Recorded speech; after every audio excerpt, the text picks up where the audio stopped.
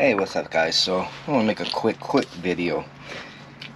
In order to take out these two screws on your rotor, just make sure you got the right tool. So if you're going to start doing your rotors over, just make sure you get the manual impact screwdriver. So it's just like this, and just remember, lefty is loosey, righty is tighty. So make sure it's on the left side, so when you do bang it, it takes it off, because these screws are very hard. So I did it to this one already. Okay, so now basically I have to do it to this one. So you basically put it,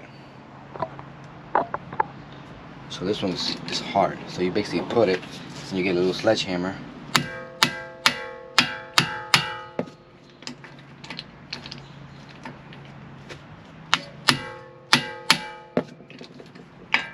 and there you go. It comes off nice. But you have to make sure you have one of these manual impact screwdrivers, and they come out easy, perfect. And when you tighten it, you hand tie it, and you'll be all set. Awesome.